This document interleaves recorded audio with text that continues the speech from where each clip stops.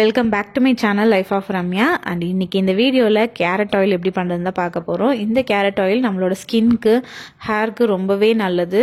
வாங்க இது எப்படி பண்ணுறதுன்னு பார்க்கலாம். அதுக்கு நான் ஃபஸ்ட்டு சின்ன சின்ன கேரட்டாக ஒரு 2 கேரட் எடுத்திருக்கேன். நல்லா ஃபைனாக துருவிக்கணும். அப்படி இல்லைன்னா ஒரு மிக்சர் ஜாரில் போட்டு நல்லா ஃபைனாக அரைச்சிக்கோங்க.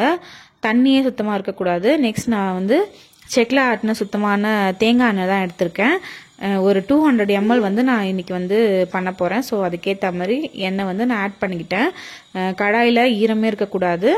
நல்லா ஹீட் பண்ணிவிட்டு எண்ணெய் சேர்த்துட்டு துருவி வச்சுருக்க கேரட்டையும் நான் ஆட் பண்ணிக்கிறேன். அடுப்பு நம்ம ஃபுல்லாகவே லோ ஃப்ளேமில் வச்சு தான் இந்த ப்ராசஸ் ஃபுல்லாக பண்ணணும். இந்த கேரட் ஆயில் பார்த்திங்கன்னா ஸ்கின்னுக்கு ரொம்பவே நல்லது. இதில் விட்டமின் ஏ, சி, இலாம் இருக்கிறதுனால ஒரு ஆன்டி ஏஜிங் ப்ராப்பர்ட்டியாக இந்த ஆயில் நமக்கு யூஸ் ஆகுது. முகத்தில் மட்டும் இல்லாமல் நம்ம உடம்புல ஃபுல்லாகவே இந்த ஆயில் அப்ளை பண்ணலாம்.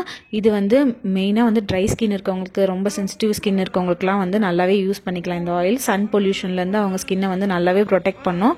ஒரு நல்ல மாய்ஸ்சரைசிங் ஏஜென்ட்டாகவும் இருக்கும்.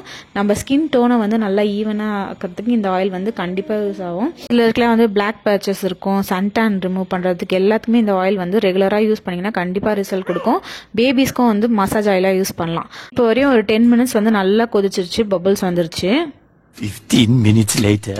எனக்கு கிட்டத்தட்ட 1/2 hour ஆயிடுச்சு. இப்போ பார்த்தீங்கன்னா அந்த கேரட்டோட கலர் நல்லாவே சேஞ்ச் ஆயிடுச்சு. இந்த ஸ்டேஜில் நான் ஆஃப் பண்ணிவிட்டு அப்படியே ஒரு 12 hours கிட்ட நான் அப்படியே விட போகிறேன். இந்த ஆயிலில் நிறைய ஆன்டி ஆக்சிடென்ட் நியூட்ரியன்ட்லாம் இருக்கிறதுனால நம்ம ஹேருக்கு ரொம்பவே நல்லது. ஹேர் க்ரோத்தை ப்ரொமோட் பண்ணுறதுக்கும், பிளட் சர்க்குலேஷனை இம்ப்ரூவ் பண்ணுறதுக்கும், நம்ம ஹேரை நல்லா ஸ்ட்ரென்த்னிங் ஆக்குது. ஹேர் நல்லா ஸ்ட்ராங் ஆகிறதுனால நிறைய பேருக்கு முடி நடுவுலேயே டேமேஜ் ஆகி பிரேக் ஆகும். அந்த பிரச்சனைலாம் இருக்காது.